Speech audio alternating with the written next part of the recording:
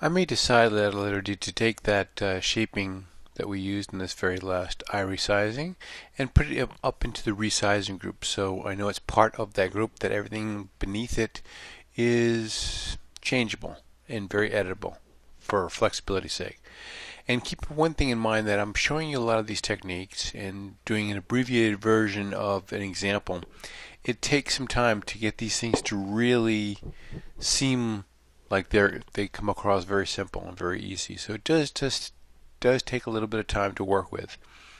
So let's go through. I'm going to just go to the flyaways here and hit my J key, and I'm going to option click and just take care of this little flyaway here. This little flyaway has been bothering me from the beginning, so let's just make quick of that so I can go back there and take care of that. So up here, now I'm going to move to color.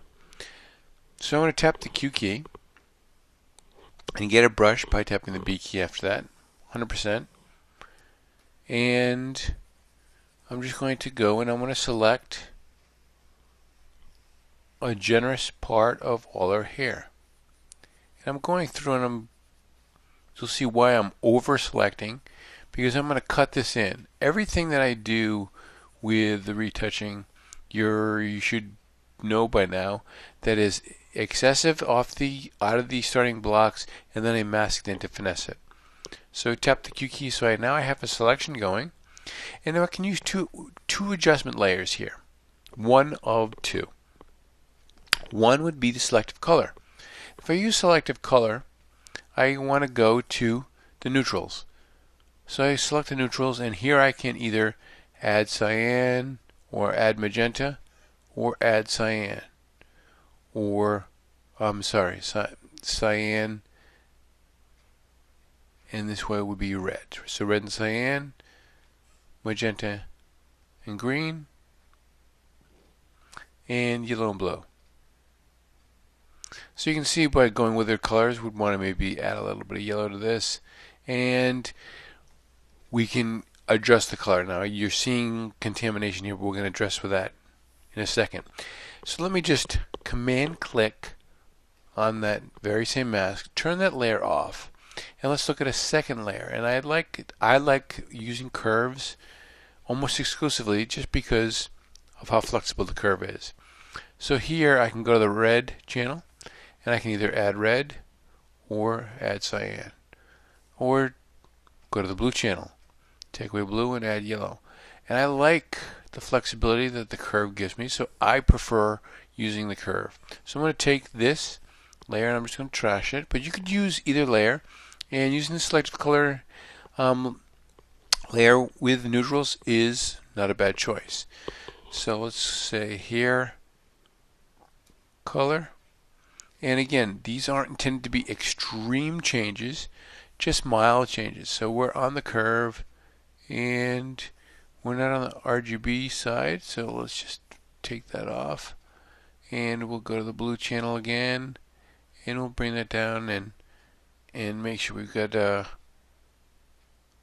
nice yellow hair. Now what I'm going to do now before I make these changes is, with the mask selected, I'm going to go under image, apply image, and I'm going to apply that against itself. And you can see what's happened down here to my mask. So I'm going to get the multiply layer against itself, and I'm going to hit OK. Now look what's happened to my mask. So if I option click on the mask looks more like her hair and actually where her highlights are. Now with the mask going, I can actually get a brush.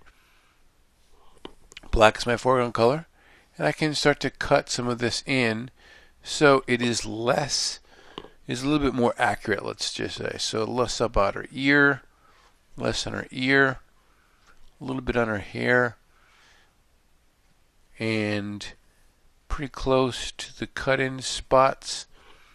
A little bit bigger brush. Get a more feathered edge on that brush, and maybe handle this area a little bit better.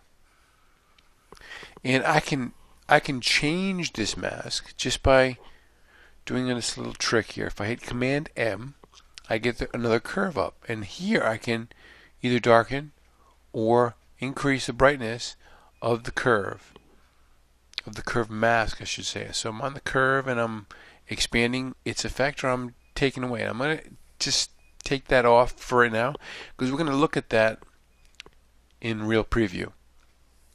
So this has gotten a whole lot better, and you can see the effect is much more mild.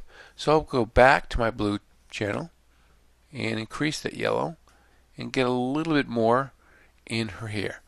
And I'm finding that beginning of the mask, and maybe get a little bit lighter brush, maybe 50% opacity and flow, and brushing over these areas, a little bit larger brush in the areas of her skin.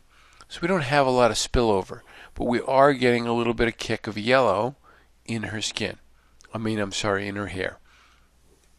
Now, here we can do with this, this is a good place for me to demonstrate this. On the mask, if I hit Command M to bring up a curve, I'm working on the mask. So if I increase the mask, notice that the effect becomes more increased because my mask is becoming brighter, allowing more of the effect to come through. Or I can pull it back and add less, or take away the effect altogether. So if I want to build it up a little bit, I could bring it up in here and hit OK. And there's my effect for hair color. Now it's excessive. That's fine because I know I'm going to want to probably drop that back a little bit. It gives me kind of a little bit of latitude. In the next movie, we're going to talk about building in more volume and more separation in the hair in the final steps.